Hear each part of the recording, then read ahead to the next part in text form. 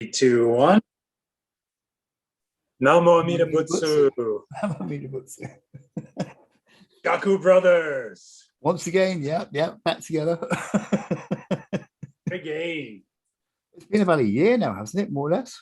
It has been, yeah, since there was a Shaku brothers episode. So, yeah, it's been quite a while and quite a year. Oh, yeah. Very eventful. For each of us individually and just in general. So, but yeah. So yes, it's good to see you. It's good to have some of my fellow Dharma refugees washing up on the same shore of the Saha world once again. Well, thank you very much for inviting me. You know, it's a pleasure to be doing this again. So yeah. Yeah, transmitting from two different dark corners of the Saha world on Jampod. Yeah. Teleprompter free. But we do have some preparations that we'd like to share, some readings. We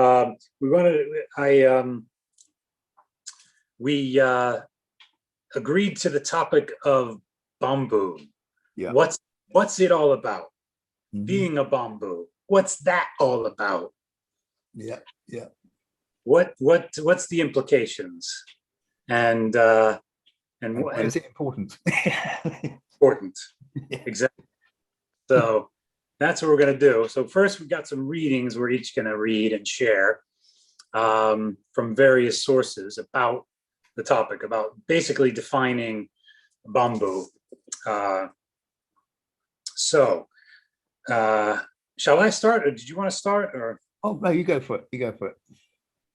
So my first thing I'm going to read from is I recently, in recent weeks, have been watching a presentation by Reverend Takashi Miyagi of the Hangwanji, BCA, the British Church of America. He did a presentation on the essentials of Jodo Shinshu, and it's posted on YouTube, and I've been slowly getting through that, and it's an excellent presentation. But he starts with some definitions of Bombu, so I thought I might as well sort of borrow from his presentation. So I'm not going to go through the whole presentation, obviously, but so I'm going to read some of what he did about just some things defining a Bombu. So the first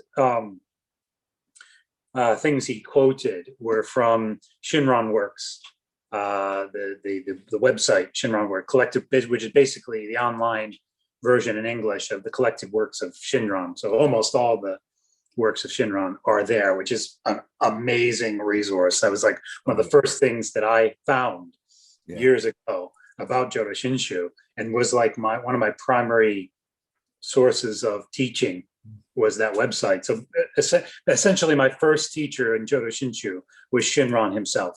Yeah, me too. Yeah. In fact, I bought the book and then later discovered that it was actually online for free. So. Oh yeah. Oh, exactly. It's all there. It's a great website. So it's shinranworks.com, I believe, is the website. Anybody wants to, I'll put the link in the description of this video. But so anyway, so he quoted some things from passages within the collected works of Shinran, and so I'm not sure where they're from because he didn't quote where they're from, but he said that it's from the collected works. So one kind of example or definition of a Bombu is, quote, foolish beings as expressed in the parable of the two rivers of water and fire. We are full of ignorance and blind passion. Our desires are countless, and anger, wrath, jealousy, and envy are overwhelming, arising without pause. Without pause, not without cause, without pause. To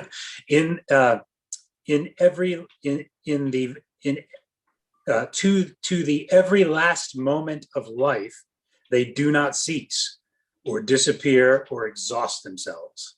So that was one place, and this is another place, another quote, and this is kind of referring to the sentient beings' modes of action.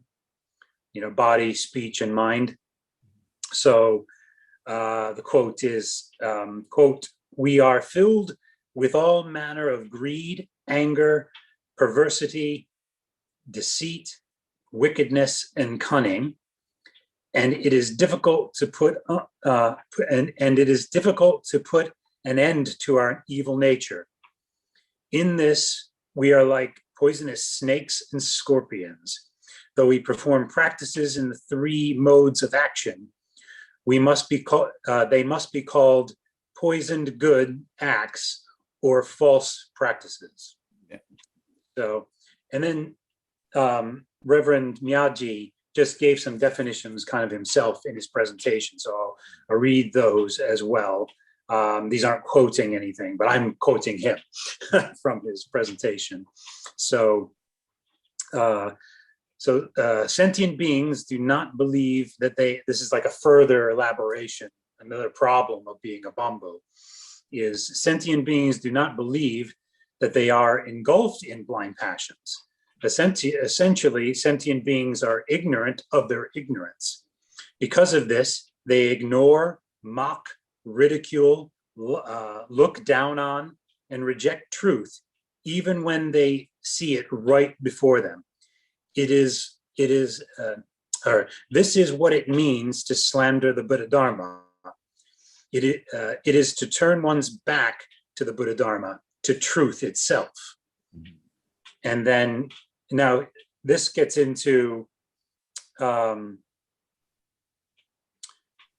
we'll get to this later, but like, what we need to do, but I think it's important to read this right after this. He made this next point after that last point he made was, however, if we awaken to this ignorance and have a turning of the heart, or Eshin, which he says is also Shinjin, then we awaken to the human condition and realize that we have been turning our backs to truth since beginningless past. So I thought that was important to kind of put in there at that point, because there is a possibility of having a change of heart or a turning of heart, as Eshin, through the help of Amida, eventually that can happen. But and then so then just some other points he made. So no, I'll make these points later, I think, because they're getting into the the other solution. part. And he makes a point, and this is what I wanted to talk about too, is that the problem is, it's like any other form of Buddhism. The initial problem is the problem of self, of the intractable egotism,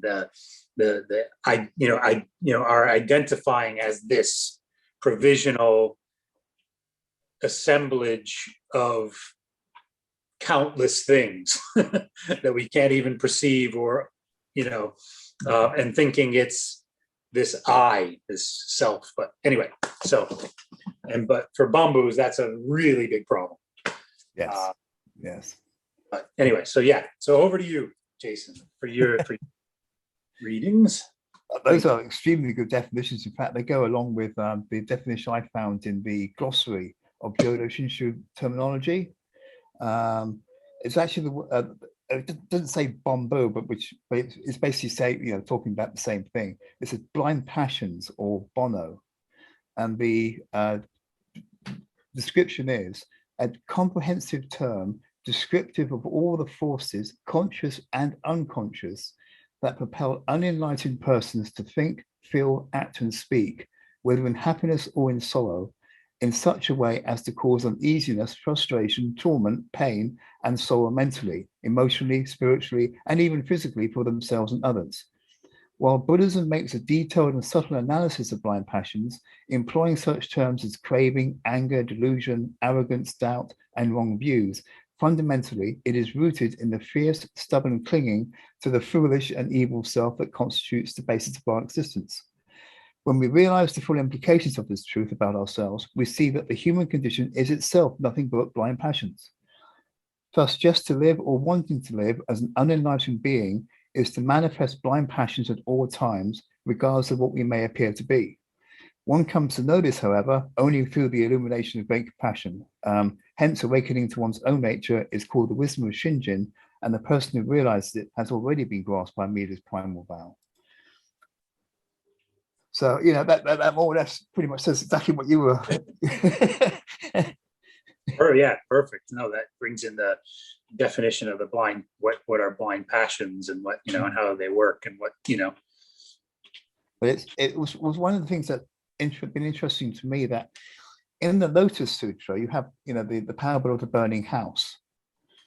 And what's always fascinated me is that the kids inside that house, regardless of just how much fire there was going on around them, was happy to just sit there playing with their toys, and they're completely it's like, wait a minute, oh, it's illegal. Yes. Yeah. It's a perfect picture of the way we are. We just don't see the danger. We're so engaged with our own kind of like, our egos or whatever it is, the toys it is we're playing with. It's just such a perfect picture of exactly what a Bombu is, sitting in a house raging with fire, just carrying on playing games. Oh, completely. It's perfect. It's like the perfect illustration. This house just, and there's other ones too. I think it was there's other ways that's framed in the Lotus Sutra. There's some other parables of like this house of like death and decay, and people are still living. There's people still living there as though it's not just decay. It's just like, oh yeah, this is just normal. Nothing to see here. Bear and rats, and do you know what I mean? But they live there as though, oh no, this is just normal. This is, there's nothing here, nothing to see here. It's just, but yeah, no, that the burning house is that with the kids in it, is perfect parable for. Yeah, it is. And Shinman constantly makes reference to this as well. This burning house is how he describes the Saha realm. Saha, exactly. This burning house, exactly. And it perfectly it perfectly describes the danger that we're completely ignorant of. Yeah. And the father in that parable has to coax them out with all these, it's about provisional teachings. It's like a thing about provisional teachings, of he comes up with all these three different types of toys for them to, I think, to come out. Yeah. And the parable that's very much like that is it's a bit later on in the Lotus Sutra, where there's these I don't know whether they're kids or not, but there's these people that have taken this poison, and the father in this situation is a physician, and he's come up with the antidote for it, and half of them take it because although they're taking this poison, it hasn't quite sent them to over the edge to not take it. The other half doesn't. And in a similar way to the skillful means idea you see in the in the burning house parable, because the father doesn't just give up, he comes up with another skillful means to get the other half to take the antidote. He goes off, and the idea of him dying somehow, it urges the ones that hadn't taken it yet to go ahead and take it. But you've got this whole skillful means going on. It's not just one size fits all type skillful means. He approaches different beings or different people unique to them because he knows what will work. The three carts were very different. Yeah. And so, likewise, the medicine, was a little bit, different, even though it was all the same. It was the same medicine, but his approach was different. The approach was different. That's right. It was a different sort of skillful means he used for the second lot to the first lot. Different medicine. Yeah, medicine was all the same. Yeah, true. Anyways, so so that's an excellent the parable of the burning house, and definitely, and the cluelessness that illustrates. But anyway, so did you have any other readings you wanted to? No, that was it in terms of the actual description of a Bombu or someone overpowered basically by blind passions. It's just that it wasn't just the blind passions. It's also the fact that the Buddhas, they use all these different skillful means to wake people up. Yeah. To just how much trouble they're in. Yeah. No. Exactly. And but the only one we can practice is Amida's Dharma. Yeah. the only one that is effective for us as Bombu. But we'll get to that. We'll get to that. Jumping ahead.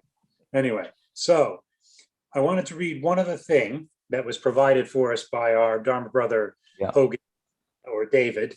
And he provided us a quote from Aiken Kobai Sensei's Understanding Jodo Shinshu.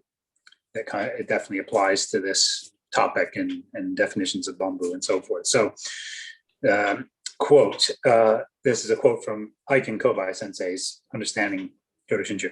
Quote, the venerable master identified with being a Bombu who burns with base desires, Bono, until the very, very moment of death. Further, in his Shozo Matsu, Wasan, Japanese poems of the three periods of the true semblance and decay of the Dharma, he wrote, quote within a quote, how difficult to renounce my evil nature. My mind is like snakes and scorpions. And since even the good I try to do is tainted with poison of self-centered effort, in parentheses, it must be called the practice of an idiot, unquote, from Shinran. And then continuing to quote Aiken Kobai Sensei, we see the Venerable Master's deep, I'll just go to the next page. We see the Venerable Master's deep introspection in these ways where he states that the practices that he cultivates are not true, and further are quote, tainted with the poison of self-centered effort, unquote, or Zodoku Nozen in Japanese, and therefore are the practices of an idiot. Koke no Gyo. I got that right. My Japanese terrible. I wish I knew Japanese, but I do not. Anyways, so yeah, that is all the quotes that I have and that you have on the problem, the initial, problem, what's the definition of being a Bombu and blind passion. So shall we talk about that a bit then? Yeah, absolutely. Yeah. It's interesting that we tend to think of it. It takes a long time, I think, for us to sort of realize the sort of condition we're in. Sort of like the process of deep listening and whatnot takes us through that, and the action of Amida's might. But it's interesting how because you mentioned poison goods. So this these blind passions, these three poisons as they're often described to, that make even our good no good. No matter how hard we try, we simply can't get to the yeah, exactly. Yeah, there's basically nothing we can do to that's good. Even our good is, even our best act, our most moral, generous, caring, empathetic, giving, intuitive, perceptive act is tainted, is poison. Yeah. Will, whatever good it does, it will do harm as well. That's right. Just more harm than good, if not total harm, ultimately. But anyway, and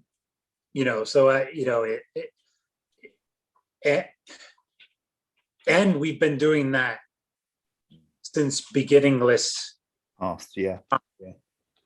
Since beginning, for kalpas and kalpas and kalpas of provisional existences, of rebirths, been doing that over and over again, and just making more, more karma, more and more. And it took me a long time, I think, to see it. I'll just talk about within this life, since I'm not a Buddha, I can't see my past lives. But I'll talk about in this life. I started having an inkling that something was kind of wrong with me. In like I think in the 80s, in high school, I started to see that. I started to see there's something wrong with me, and then it was just, but I didn't have Buddhism yet, in the 90s, I started to learn about Buddhism and did some other things that helped me look at life differently. So I had some of the lens of Buddhism and some other things. And I started looking at just, there's something wrong with me. I started seeing there's something wrong with everyone and with the world itself and with society and with civilization and with, existence itself. I started to see that not completely through the lens of Buddhism in the 90s, but I started getting there, because I was very focused on Buddhism. But it really took me until the mid noughties for me, and then it was some things that happened probably from like the 80s on, like the mid to late 80s onward. There was like this handful of things that happened in my life that were like, have you ever seen the film Fallen with Denzel Washington? I think so. Yeah, yeah, it's a pretty good film, but it's very based in in non-Buddhist cosmology. Let's put it that way. But he has a quote in there that he says he just did something that the author said, and I can't get it exactly right, but there's these moments in your life where forever from that point, there's before this thing happened and after this thing happened. Right. And your life is never the same. And you always see those points. And I had a good, strong handful of those happen. Yeah. From into that started pointing me toward. And I got to this point where even through it, and I had Buddhism in my life in various forms, very different schools of Buddhist teachings. But at the point, it sort of around by the time the early noughties got here, I kind of got into a fairly secular mode of looking at things. But even in that mode, I always, because I'm a real seeker, I take things as far as they'll go, And I got to a point where even through a secular kind of just looking at the world of how I experience what I see, I got to a thing where it's like, it's all sick. All sick. And even the things that are trying to fix, even the things that human beings have come up with to try to fix the problem of it being sick are sick. Mm-hmm. So it can't fix itself. It's trying, and that was the first time I remember the early noughties, the early 2000s is when that started to dawn on me. So that was like, I wasn't until I was in my 30s, probably mid to late 30s before I even started having an inkling of anything like that. And then it wasn't till shortly after that, thankfully, various events happened and I started earnestly seeking, teachings about Pure Land Buddhism, and then eventually Jodo Shinshu.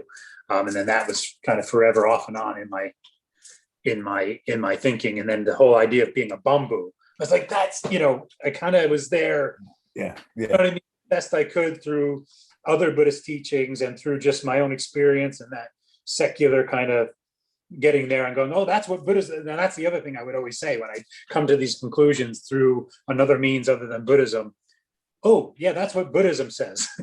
When I had that secular moment of it's all sick and sick things are trying to cure the sickness, and something that's sick can't make something that's sick be better. That's what Buddhism says. That's, and I did that through a lot of different things, science and other things. I'm like, oh, that's what Buddhism says, only better. Anyway, so that was when I started to see it. And then once I had the Jodo Shinshu teaching in particular, I was like, oh, I am a Bombu. I am a spiritual idiot. That is what blind passions are what drive me. My mind is like snakes and scorpions. That is me. And so it took me, like I said, until probably mid to late 30s to actually start to have a clue, and then had Jodo Shinshu to really and Amida. Ultimately, it was Amida illumining my mind. All this, everything I'm just talking about, that was Amida, working in Yes. my own karmic causes and conditions to illumine me and bring me to his, to let me hear his call and get me here. And that brings me to one other thing that I heard early on. One last reading I wanted to do. If I can just do that really quickly. And this is something I heard really pretty early on when I discovered, Jodo Shinshu, and was focusing on that. It was by a quote by Shen Tao, Master Shen Tao, and it's quote. And this was I found it in Shinran Works in one of the things I was reading on there, and it says it's a quote from Shen Tao. Only. So it's a quote from Shandao that Shinran was quoting and saying, "I am in reality a foolish being of birth and death, possessed of deep and heavy karmic evil, transmigrating in the 6 courses. The suffering is beyond words. Now encountering a true teacher, I have been able to hear the name that embodies Amida's primal vow. The Buddha instructs me to say the Nembutsu single-heartedly and inspire for birth. May the Buddha's compassion, never abandoning the universal primal vow, grasp me, a disciple." Sorry, I got a bit emotional there. I always get chills when I read that passage. Yeah. I actually choked up there reading that. But when I read that, I was like, wow, that is so, that was my first one of my first big aha moments in Chodo Shinshu was reading that passage.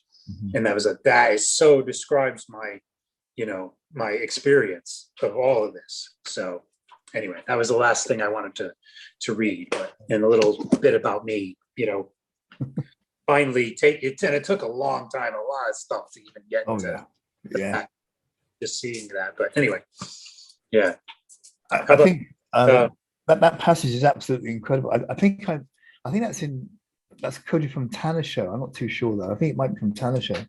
Okay. I think so. I might be, but I think it just comes after that part where Shinran says, "I realized it was for me alone." The vow that Amida established, which is what gets me. That Dharmakara Bodhisattva went through all of this just for you. Yeah. And that's mind-blowing. It's like, well, whoa, it was like countless kalpas of the building these virtues and getting these practices so they could establish the Pure Land and establish the 48 vows, and particularly 18. It's like every Buddha everywhere in the in like every Buddha land and every multiverse and every this teaching, assembling his vow, But he did all that for me, it's really when you allow your mind to try and grasp that in any way sensible form, it really is mind-blowing. So I understand, that gets, that passage you read, sort of like, I can understand the emotional thing it does. But for me, in terms of, I think around the same sort of time period, late 80s, early 90s and whatnot, I started to, think, well, there's just something wrong. There's something wrong with us. And I think that's why you start looking at different religions and different spiritualities, because you can see there's a problem and you're looking for, okay, how do I understand this? How do I perceive, how should I perceive this? Which religion has got the right, and you look at the various solutions that they come up with. Excuse me. So that's the way, that is the reason why I went into, different spiritual things, like starting with Christianity and going through the various other ones. But the one thing, because they've all got this idea of what it is to be a good person and all that type of stuff. But I noticed that tagged on the end of that was often a reward system. So what you ended up having was the ego, the center of the problem, which Buddhism talks about, which is, the ego is the thing that gets promoted, which just creates another vicious circle. It doesn't really, it doesn't really solve the problem at all. Because if you're all you're doing is boosting your own ego by, okay, I did this nice thing and that nice thing, and a lot of times, not all the time, but a lot of times, sorry, these get me into heaven. These things are going to get me into, yeah. Better life. This is going to get me, and yeah. Anyway, so you got this selfish like motive. Well, basically, yes, and you can often see that as well because you do somebody does something nice to you and then they get offended when you don't thank them. Do you know what I mean? Yeah. That exposes the whole thing right there. So you weren't just doing, you had your, or you wanted to look good, and that's what a lot of the, in my view anyway. In one way or another, it tends to be sort of like more to do with building up the ego and building up what you can do. Whereas when I came across Jodo Shinshu, very much like like what you're talking about, and that suddenly that made sense to me when you read the descriptions of what a Bombu is, and that we're beings of deep blind passions, and it talks about the scorpions, and even our good is poison, because if you think about it, doing something for somebody else with the express desire really of that you're the one that wants to have get the glory for it, so to speak, which is is that poison good? Because when you read the description of when Dharmakara Bodhisattva did what he did, it was without any of that. So you've got this contrast of when it means when we're trying to do good, and when a Buddha or Dharmakara was doing good, it was without any of those hindrances. It was without it was he really was doing it for the sake of saving all sentient beings, without that ego part getting in the way. Do you see what I mean? It's sort of like it's such a different approach, and there's no, and that's the key. He doesn't expect anything from us. Right. Exactly. Yeah. No rewards. No. Buddha doesn't expect anything from us. There's nothing from our side that is going to add to his merit that he's transferring to us. There's nothing that we could do. No. First of all, and he doesn't expect it. Exactly. It's amazing. He doesn't expect us to be moral. He doesn't expect us to to be a certain way. No. I mean, obviously we're meant to try to, within the Jodo Shinshu teaching, we're meant to try to live by principles of humanity, and what I mean. We're meant to try to be moral and try to do these things. Just because we have the antidote doesn't mean we take the poison, etc. and so forth. But like Amida doesn't expect that. He saves us as we are, whether we successfully are moral or not. And we're not going to be successfully moral. So, that's the incredible thing, because if you are a religious person, then generally speaking, there's often an implied threat if you're not moral enough, if you see what I mean. Now, but with Amida, I think, I don't know about you, but I feel more motivated to do good because he doesn't expect it. Because there's no sword of Damocles over my head if I'm not, do you see what I mean? It actually that in itself, that compassion, that light, which which is shown you by Amida and whatnot, just makes you want to do good. It doesn't want, it's such a different way of it's totally unique. It is really totally different motivations, totally different things that you're responding to with any other religion or 95 non-Buddhist ways. Totally a different thing, and there was just something else I was gonna I lost the thought. There was something else I was gonna say in there about it's gone. Maybe it'll come back. Anyway, but yeah, there's a totally different, it's such a different,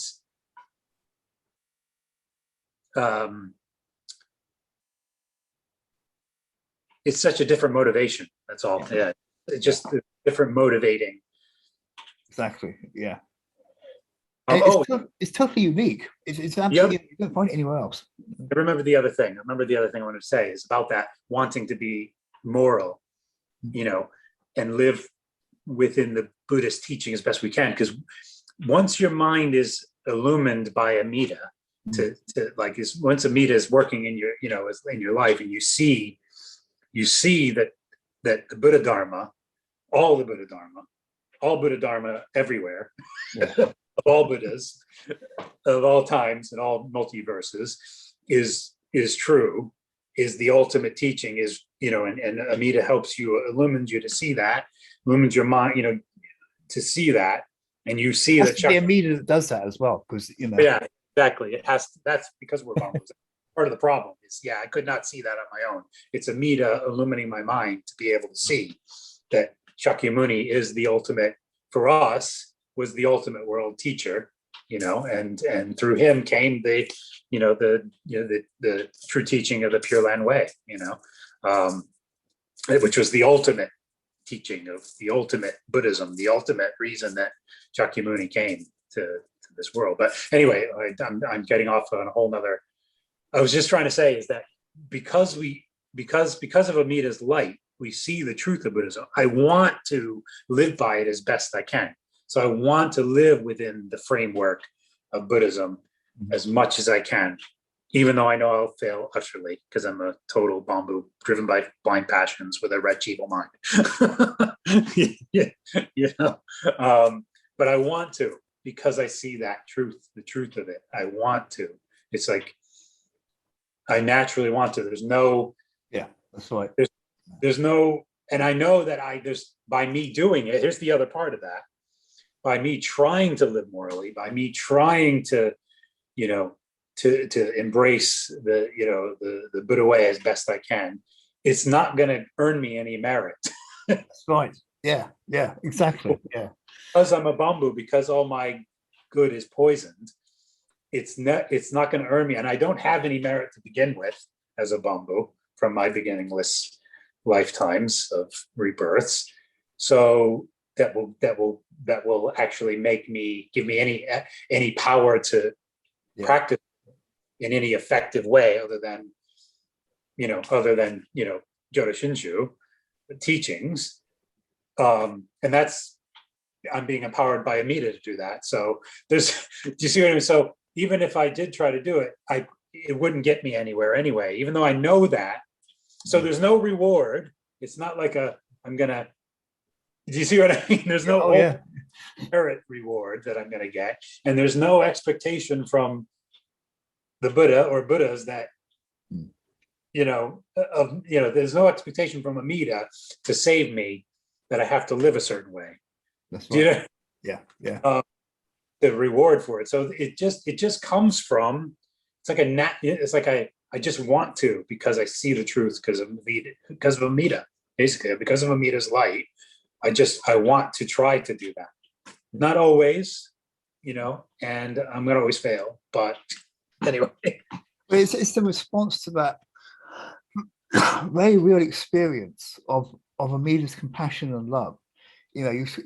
That's what moves you. It's just because it is all compassion and love to a degree beyond. It's inconceivable. It's beyond anything we can really, until we actually become Buddhas ourselves. We'll just never really, I don't think, understand it. But it's the response to that. I think there's there's a passage in the Large Pure Land Sutra that talks about the action of Amida's light on us, how it softens and the good mind rises. And it's a response to not to threats, not to be constantly hammered with threats or anything like that. You don't do this, I'm going to abandon you. It's just a constant total acceptance of who you are. For the first time, you don't find that sort of acceptance, in any other way, in any other sort of like, just a complete acceptance and that acceptance and that love and that compassion which you're shown and can actually experience. That's what makes a difference. You know what I mean? It just gives you that freedom. Oh, you know what? I want to be nice to people. Or I don't have to worry about whether or not I'm going to match up any rewards over it. I can just really be nice to people without that motivation of needing to be accepted or needing to grab a reward. You see what I mean? It's just a freedom to it because of that. Total. And there's no like, in other religions, other non-Buddhist, religions especially, and actually other teachings of Buddhism, there's always the self-power element involved. Yeah, yeah.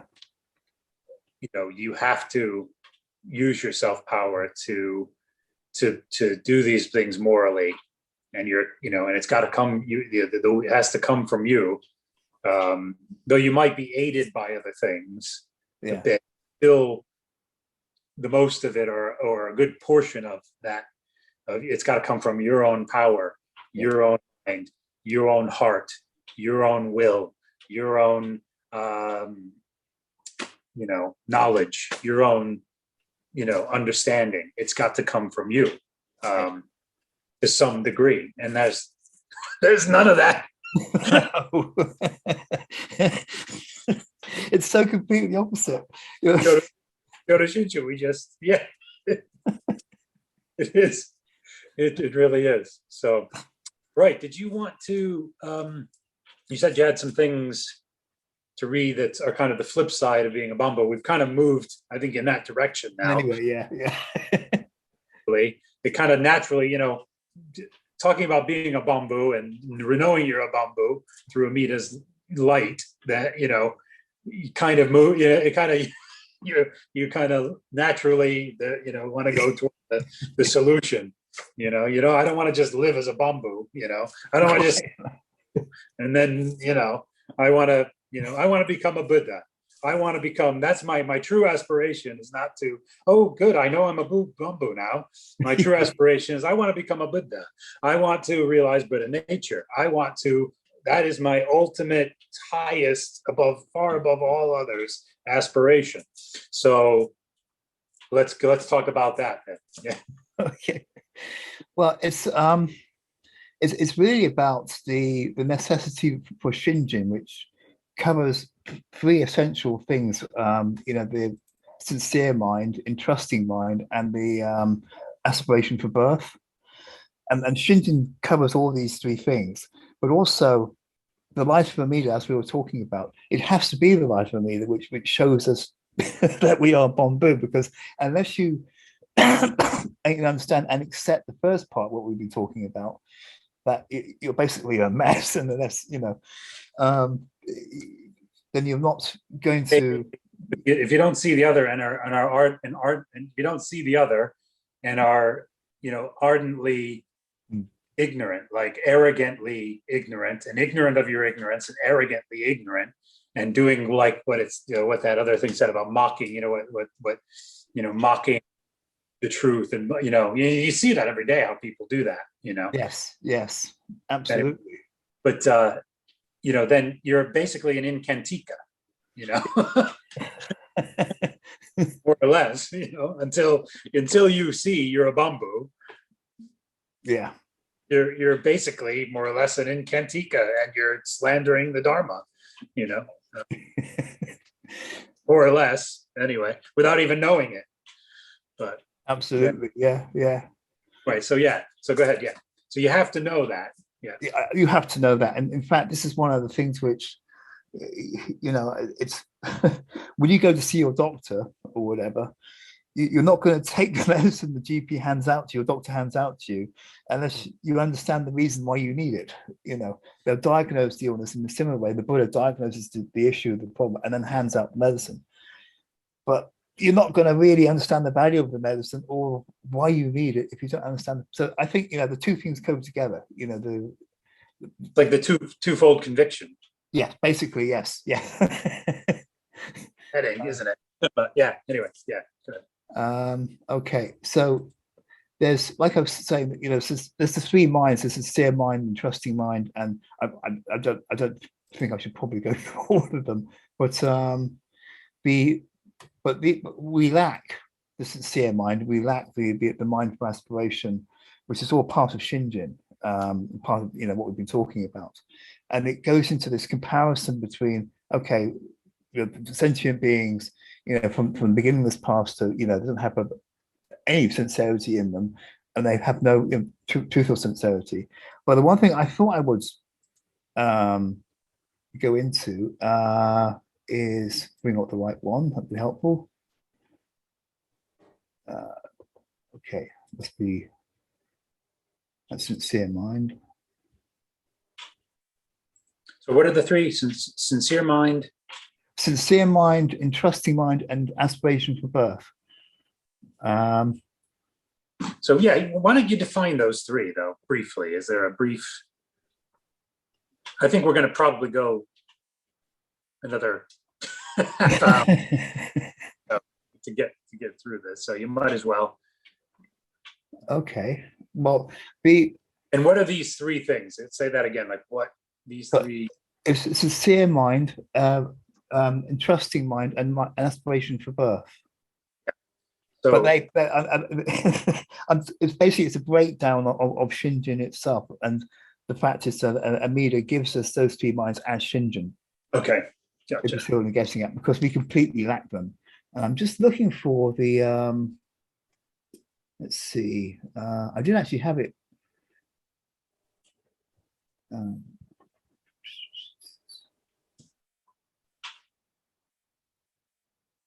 Oh, okay. Right. Like, for example, sincere mind. That in this is from the collected works of Shinran in the chapter on Shinjin. It says that the Buddha's intention is difficult to fathom. Nevertheless, reflecting on this threefold mind for myself alone, I find that all beings, an ocean of multitudes, have since the beginning of this past down to this day, this very moment, been evil and defiled, completely lacking the mind of purity. They have been false and deceitful, completely lacking the mind of truth and reality. Thus, when the Tathagata, in profound compassion for the ocean of all sentient beings in pain and affliction, performed bodhisattva practices for inconceivable millions of measureless kalpas, there was not a moment, not an instant, when his practice in the three modes of action was not pure or lacked this true mind. So, you know, it's making that comparison there. The real fact of the matter is we lack that sincere mind. So, as Dharmakara Bodhisattva, you know, you've got that comparison where he doesn't, and that's why it has to be, you know, through what everything he did has to be, you know, directed to us. He has to give us his mind. Yeah, he has to give us his mind, quite literally. His mind, his aspiring mind, his his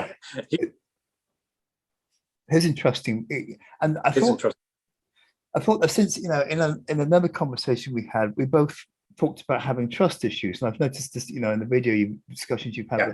And when I've read this over before, but it really stuck out at me when I was reading it earlier on this afternoon, thinking about this session.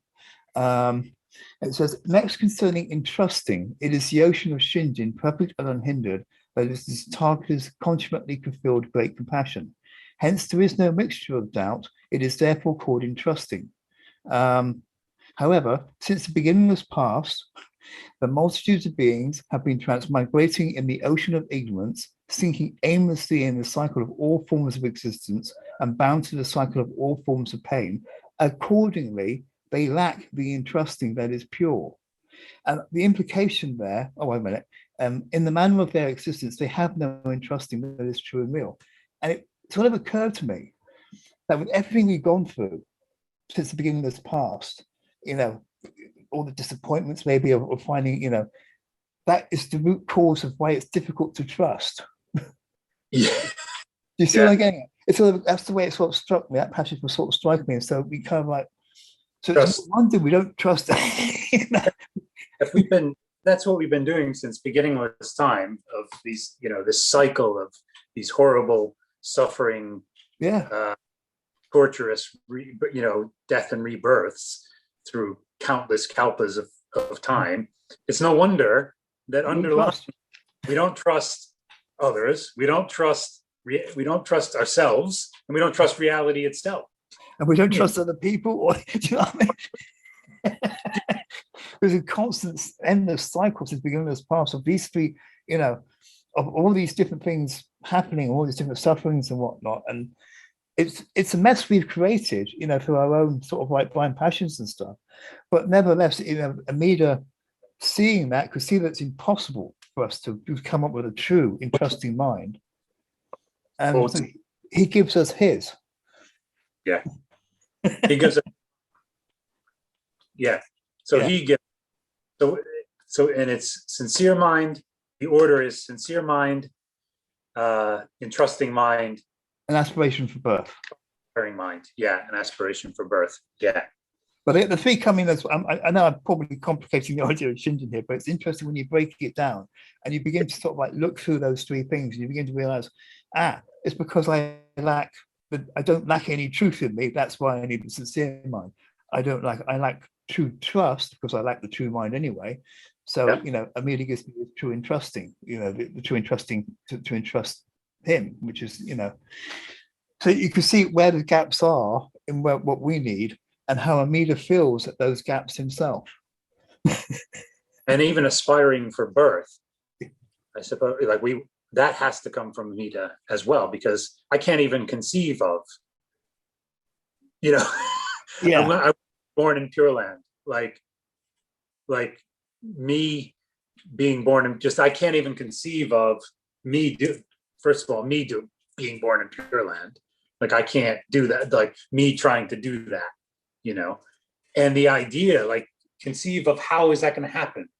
How is this is probably all my calculating mind right now, so I think I'll just shut up. But well, shall I read the passage on aspiring for birth, or why don't you read that, please? That was sort of like finish it off a bit, wasn't it? Okay. Anything calculating mind, please. Anything but my calculating mind.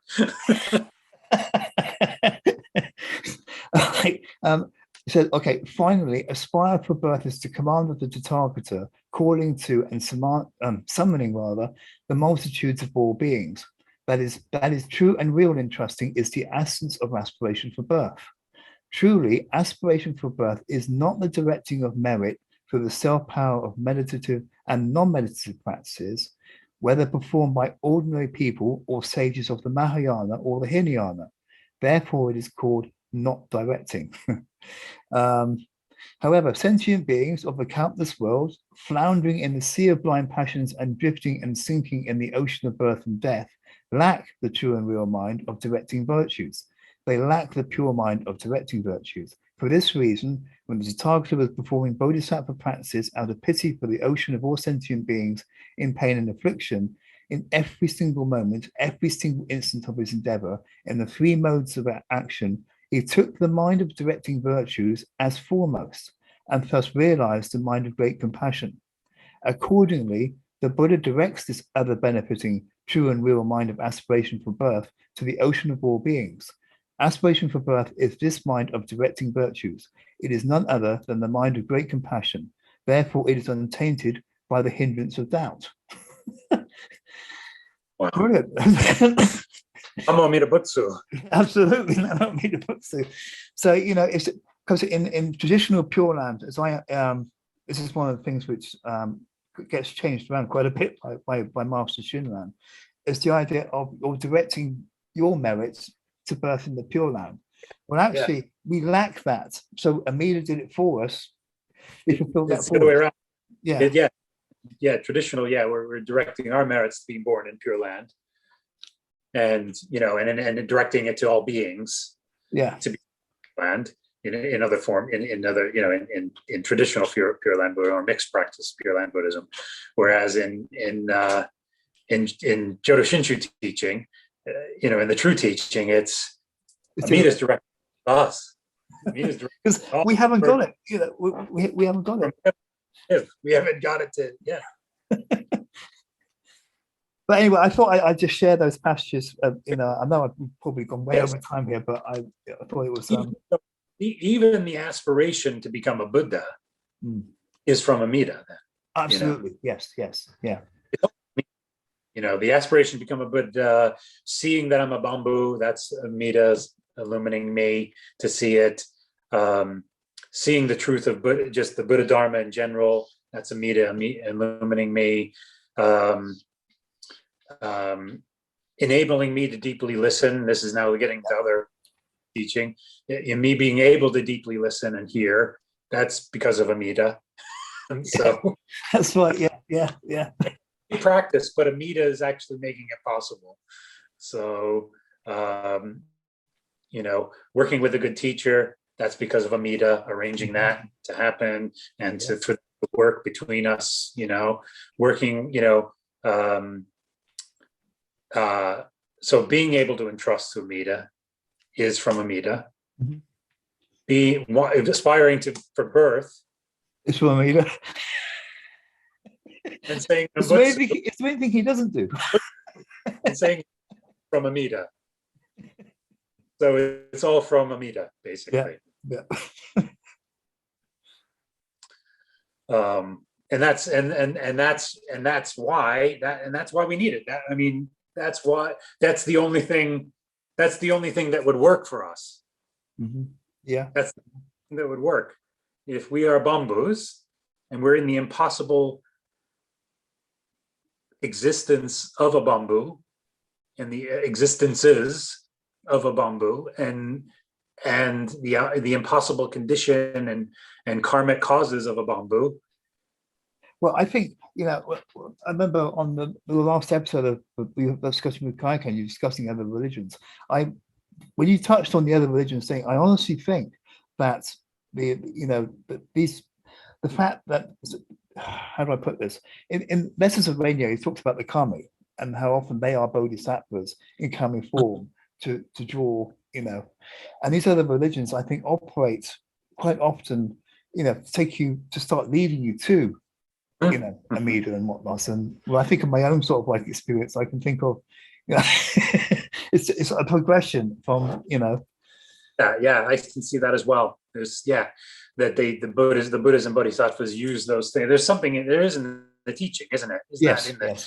Dharma in general, there's teachings of that, but specifically, isn't there? Yeah. You were talking about Shinran saying that the kami are often bodhisattvas. That's the Message of Menyo, where he talked in many senses. He talks quite often about the kami and whatnot. Be careful not to denigrate them because they are most likely bodhisattvas and Buddhas trying to help, slowly, even if they're not necessarily, it's part of the process, if you like, that they use. The skillful means to slowly get you, where you need to go. Yeah.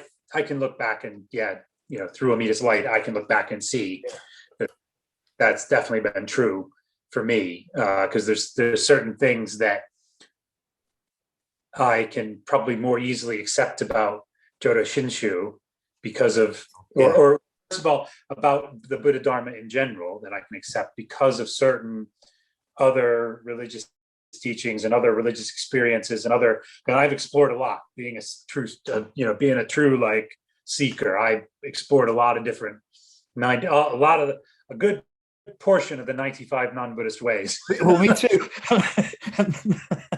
and some of the not so nice ones as well. Religions, but philosophies, both Western and science, and you know what I mean, and the arts. Looking at the truth of life through all those. So that's, and I think, I'm sure that Amida has used all those, and and Buddhists and Bodhisattvas working for Amida have used, all those things in my past to kind of go that way. Go that way. Yeah. The moon. There's the moon over there. Keep going, go that way. I think it's important as well because we are so driven by these poisons, by these, the fact that we are Bombu and whatnot. It takes those kind of interventions to slowly sort of direct you this way. No. It must be like herding cats at times, Yeah. Exactly. Which is why we need Amida again, because he's like ultimate Buddha. He is the ultimate Buddha, the ultimate compassion, the ultimate the ultimate wisdom. Yeah.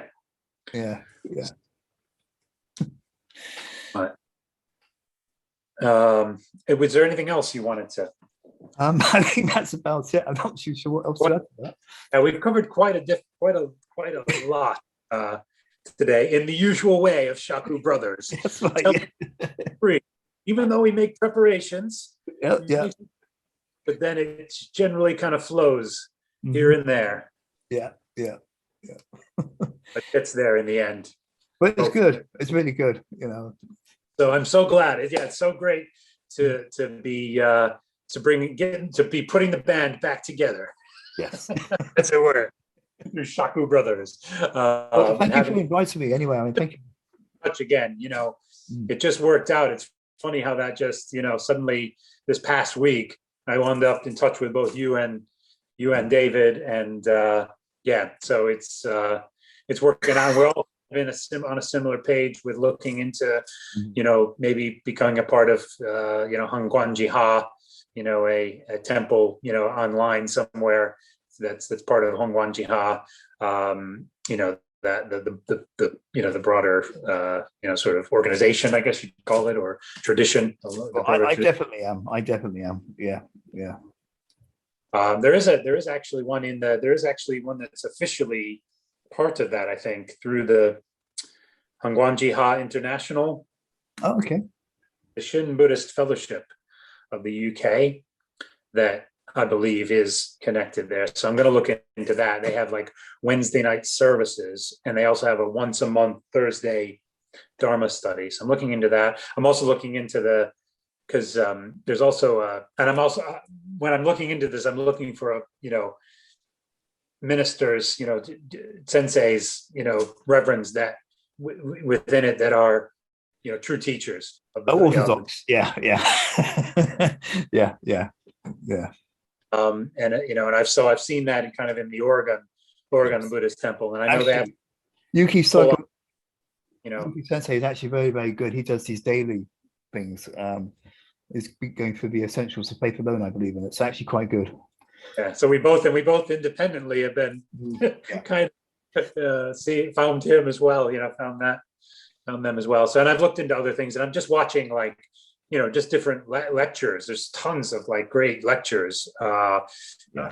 that are through the Hangguan Ha on YouTube, presentations, all kinds of, I know. Yeah, I know. It's just a shame that, yeah, yeah, it's taken me this long to find all that, but yeah. well, and I was kind of had some trepidation about Yeah.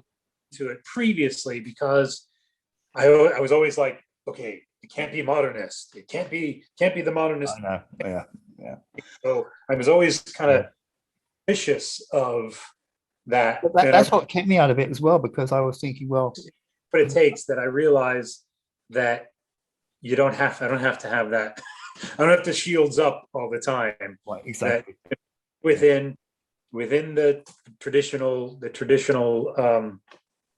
organization Yeah. of Anjiha, you can find the true teaching. It is there. It's Absolutely. That's the source. I mean, it's it's coming down from the source, isn't it? Yes. So there might be some individuals that might steer things in one direction or another, have opinions, but that's their opinion. That's their take. That's their, and I don't want to have interpretations, though. I want the true transmission. And I don't want to give my interpretation. I want to give eventually give the true I don't want anything to be my own opinion. Teachings of Shinran and Renyo, and that's what I look for. And it's there. It's there. Absolutely. Yes, it is. And, things had to happen for me to realize that. But me I'm too. glad now. Yeah, same. Similar. Exactly the same. Yeah. Anyway, well, it's good to thanks for doing the first episode of the new Shaku Brothers with me today. I really appreciate it. Oh, it's been a pleasure. Been an absolute pleasure. Thank you very much. Sharing all those quotes and things, and sharing your experience and your knowledge. And we shall definitely do it again. Absolutely. Yeah. With other Dharma brothers at some point, hopefully. But yeah, so thanks so much, and we'll see you next time. Okay. Namo Amida Butsu. Namo Amida Butsu. Take care, my friend. Okay.